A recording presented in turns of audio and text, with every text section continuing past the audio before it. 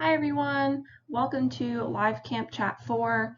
In this episode we are going over packing for summer camp. Our agenda for the evening, we are going over first what not to pack, then what to pack, how to pack, day bags, and of course theme days. So first let's talk about what not to pack. I have mentioned this in our camp information session for 2022 and maybe in some other camp chats, but we are a technology-free camp. So no cell phones, tablets, laptops, iPads, or any other various electronics at camp. We do not have Wi-Fi available for your campers. We don't really have great cell reception in most of our units, and camp is just dirty and wet and nasty sometimes, so it is not the best place for technology. Our counselors don't even have their phones with them. They keep them inside the staff house where they're nice and secure and don't get overheated or wet. So if your camper does accidentally bring a phone or iPod or whatever it is to camp, we will confiscate it for the week. We'll hold it in our office so that it is safe, and then we'll return it to you during pickup. We also want all money to be turned in at check-in, mostly for the same reason. It's valuable, so we don't want your camper to accidentally lose it or for it to get wet and destroyed. Any money we want to be responsible for so that we can ensure that your camper has money to spend at the trading post or at the store if they're going on a travel camp. So just make sure if you are turning in money for any reason that you turn it in at check-in. Food or drinks. This one is pretty obvious for those of us who have spent a night in the outdoors, but camp is full of critters and bugs, so we just want to make sure that all food and drinks stay in the dining hall where they are secured. We do not want a stray raccoon in the tent in the middle of the night looking for candy. And then Girl Scout uniforms and anything else that is valuable, watches, jewelry, really expensive cameras, just leave them at home. You really don't want to ruin them or lose them.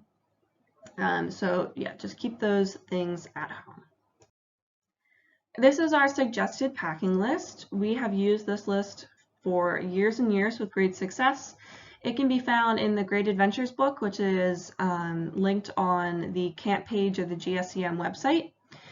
And I will also be sending it out in an informational email a little bit closer to the start of camp, just so you can reference it easily. I'm going to kind of go through these sections, everything, but just so that you know this is kind of what you're looking for. And this is really great just to print out and allow your camper to go through and check things off as they pack them. So the first three sections, these are our small sections. For bedding, they will need one pillow and a pillowcase, a sleeping bag, a fitted sheet and a flat sheet that are twin size, and one small blanket. The blanket is optional if they've got a sleeping bag that they're comfortable using and that's going to be warm enough for them throughout the week, then the blanket can be skipped. But if they, for whatever reason, think they need an extra blanket, roll it up into the sleeping bag and send it with them. I'd also like to emphasize the fitted sheet and flat sheet. Flat sheet is also not entirely necessary. That's kind of personal preference, but I would highly recommend the fitted sheet. This is just great because although we sanitize our mattresses every week, it's nice to just have kind of an extra layer of protection over the mattress.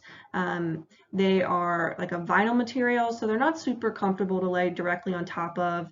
When your skin's kind of sticky from sweat and dirt, it will like stick to the vinyl mattress, so it's nice just to have a fitted sheet over it. It makes it a little bit more comfortable, and it also helps the sleeping bag and pillow stay on the bed and not slide off. So highly recommend a fitted sheet. It can be a really cheap or junky one that has stains all over it or it came from Walmart or Dollar General. It doesn't matter. Just something that can cover the mattress. For outerwear, they should bring one poncho or rain jacket, up to personal preference, which one they want, and then one light jacket. So this could be just a sweatshirt or fleece or something in case it gets chilly at night and they want to throw something on. And then for underclothing, 7 pairs of underwear, 5 undershirts and or bras if they need them, and then 7 pairs of socks. Going heavy on the underwear and socks is never a bad idea. I go through so many pairs of socks at camp because they get wet and then I get uncomfortable, so I like to have an extra pair of socks with me at all times. So in most instances, you can never pack too many pairs of socks. For our larger sections, we have clothing, personal articles, and our miscellaneous section. For clothing, 6 pairs of shorts, which gives them shorts for Monday, Tuesday, Wednesday, Thursday, Friday, and an extra pair. 1 pair of long pants. This kind of depends on the week. If it's going to be a blistering hot week, you may not need to pack the long pants, but it's a good idea maybe just to throw in a comfy pair of leggings or sweatpants or something in case it's a chilly night and they want to put something on. They'll need 1 pair of jeans or riding pants if they're doing a riding camp. If they'd like to bring more than 1 pair of jeans or riding pants, they're obviously welcome to. 6 t-shirts that cover their stomach and chest. 1 sweatshirt or long sleeve shirt, again for chillier nights. 1 white t-shirt for tie-dyeing. We will not be providing shirts for tie-dyeing this year, so they will need to bring a white t-shirt or tank top or bandana or something that they'd like to tie-dye. 2 bathing suits, 2 pairs of pajamas, 2 pairs of sneakers, one of which should be an older pair if they go on a creek hike, and 1 pair of flip-flops for the shower house. I will note here that camp tends to be very Croc friendly, so if your camper has a pair of Crocs that they love, they are more than welcome to wear them at camp. They are great for creek hikes and water activities. If they're going to be wearing them throughout the day, we do require that they wear socks with them to prevent blisters, because as your feet sweat, the Crocs tend to rub a little bit, so they will have to wear socks with them. I do recommend that you always send a pair of sneakers with them because some of the activities are not very easy to do in Crocs, so if they're doing low ropes or high ropes or a hike, they probably want a good pair of supportive sneakers. But Crocs are great as an additional pair of shoes. Personal articles, toothbrush, toothpaste, soap, shampoo, brush or comb, sunscreen, bug spray, neither of which can be aerosol, a hat or bandana, deodorant, and female hygiene products if needed. If your camper would accidentally forget any of these things or run out or misplace them, we have backups of all of these in our nurses station, which they are more than welcome to ask for. And I'm going to go over a little bit in how best to pack toiletries. And then miscellaneous, a flashlight, 2 towels. I recommend 1 beach and 1 bath. A hand towel or wash towel or wash towel. You don't necessarily need to send both. 1 will do.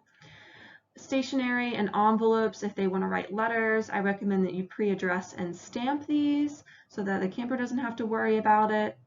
Pen and pencil, a sit-upon. Sit-upon isn't entirely necessary.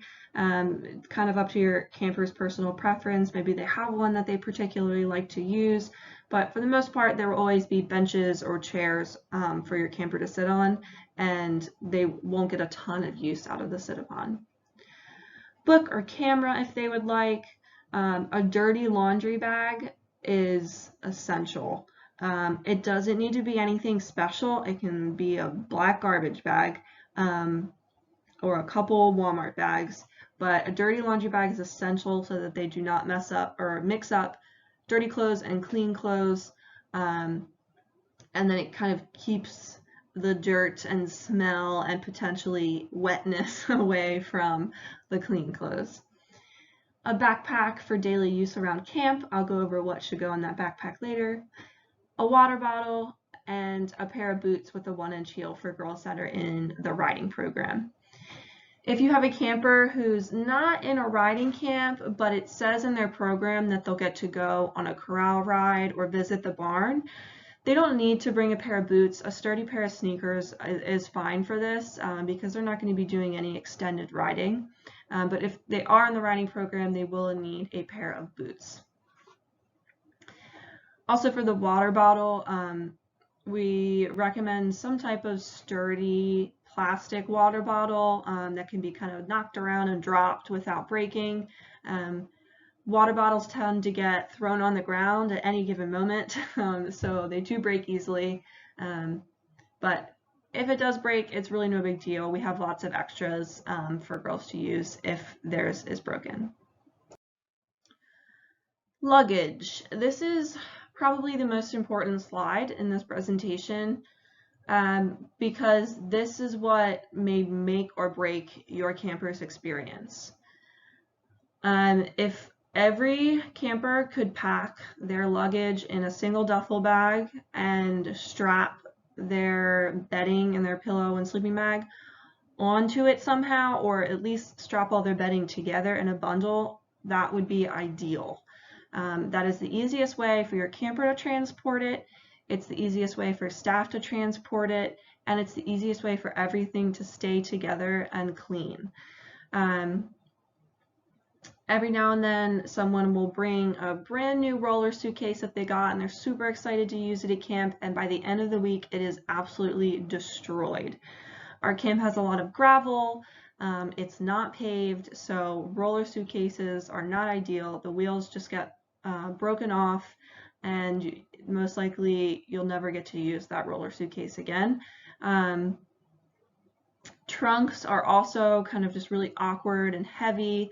And it makes it really hard for your camper to get it around. Once it's in the cabin, it's nice, but transporting it to the unit and then back to the luggage area at the end of the week is kind of a pain for our staff. So we highly recommend a soft-sided duffel bag like the one on in this image. This one is just a basic one I found on Amazon. It can be a little tricky to fit all of the things into there, but I guarantee you can find one that's big enough to fit everything. And then if you can like bungee cord or tie or strap the pillow and sleeping bag onto it, that's even better because then it's just one nice solid unit that we can transport and everything stays together. Every year a pillow and sleeping bag get separated from a bag and they end up not where they're supposed to be because there's no label on them, and we think it belongs to this group but it really belongs to this other group. So it's nice if everything stays together. On the note of labeling, we have these lovely luggage tags that I'll talk about in a second where you can find these. But you should label everything. Their clothes, their flashlight, their toiletries, their bags, their pillow, their sleeping bag, everything should be labeled, preferably with the first initial last name in permanent marker.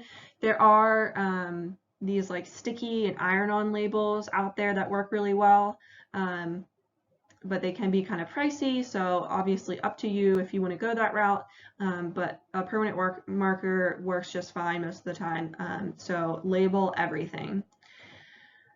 Their items of luggage have to have a luggage tag, so you can still label them. Maybe you label the inside tag of their bag or the inside of their pillow on the tag, but they actually have to have a luggage tag on them as well.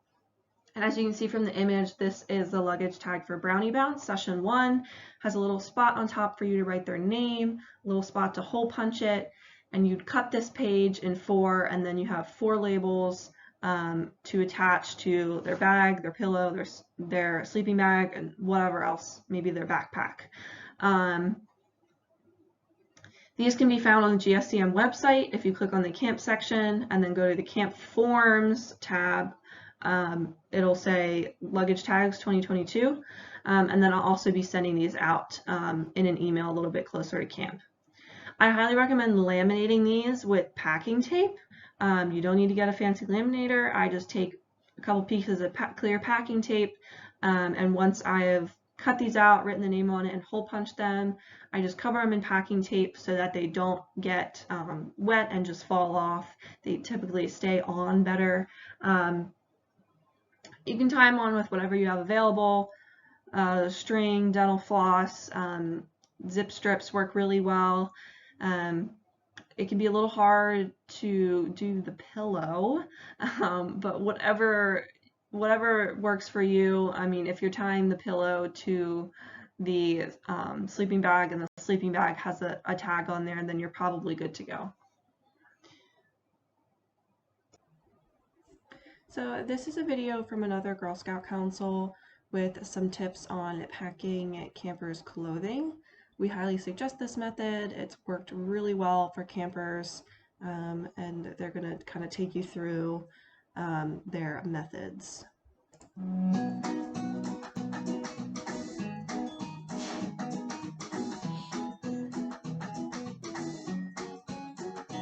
One question parents ask us all the time is how to pack their camper's luggage. Well, this camp hack makes it easy for your campers to figure out what day they wear what outfit. And each bag is labeled with a day. Take, for example, Monday, day 1. Inside, we have a clothing roll-up. We have a shirt labeled with the camper's name, a fresh pair of socks, a fresh pair of underwear, and a pair of shorts also labeled with the camper's name. When you're packing your camper's luggage, make sure everything is labeled. Every piece of clothing, every towel, even their luggage. Also remember to pack some fun items for your camper to wear for theme days. For example, tall socks. And don't forget something like the tie-dye.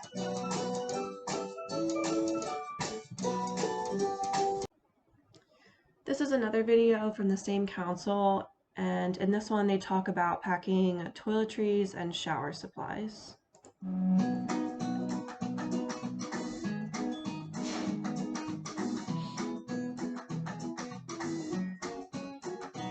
What's good is packing your camper's shower supplies in a shower caddy.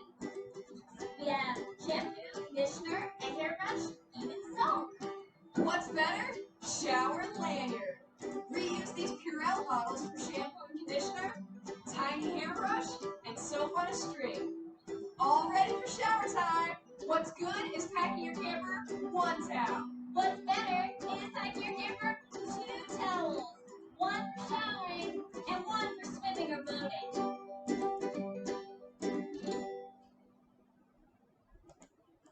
So we've never had anyone try the shower lanyard before, but it seems like a good idea in theory.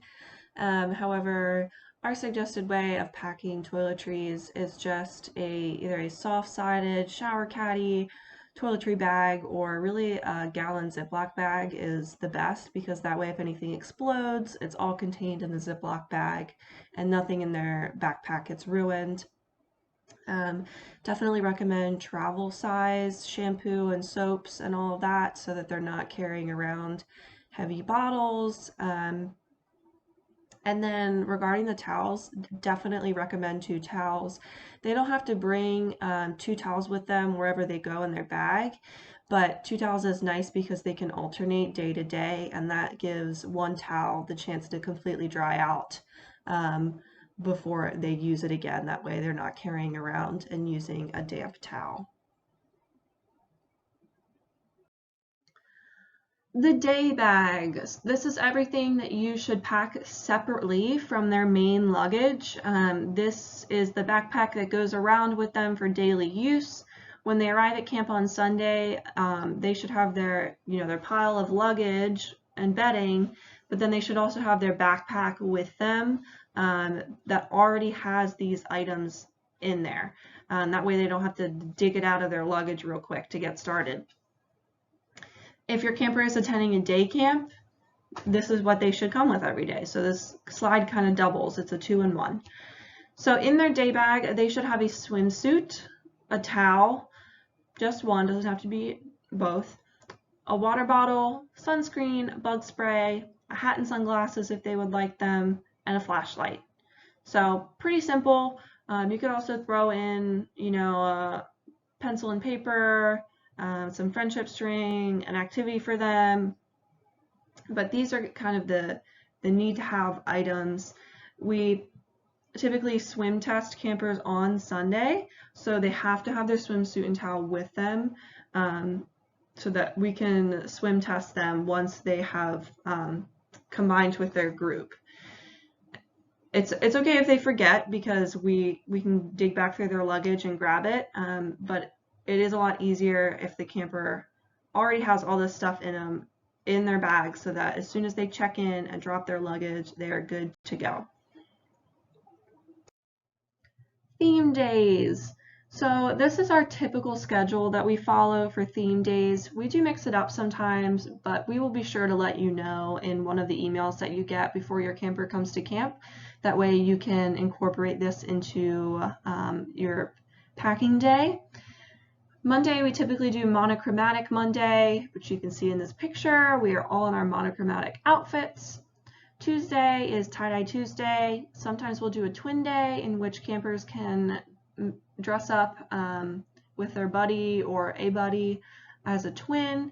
If your camper's not coming to camp with anyone they know, I recommend packing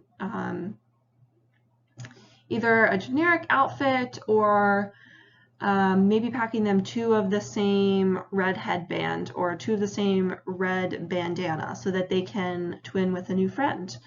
Sometimes we'll even do tie-dye and twin day at the same time. So if they bring a tie-dye shirt, they can also be a twin with anybody else that has a tie-dye shirt. Wednesday, we do Hawaiian shirt day. Doesn't necessarily need to be a Hawaiian shirt. It can be Hawaiian shorts, it can be Hawaiian shoes, it can be a Hawaiian hat. And then Thursday, we typically have cape day. If your camper wants to bring a cape, they can. If your camper wants to make a cape at camp, they can. Capes can be anything from a blanket to a flag to an actual cape to something crazy that they make at camp. And then last but not least, we have Prinja Day, which we do sneak in there occasionally, and that's Princess Ninja Day.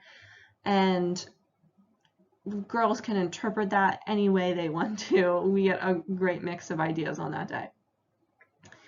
That is all I have for packing at camp. As always, for any questions that I did not answer, please feel free to email camp@gscm.org. And I will see everyone for our next live camp chat. It is the final live camp chat in which we are going to introduce our staff for the summer and go over some camper, staff, and parent expectations.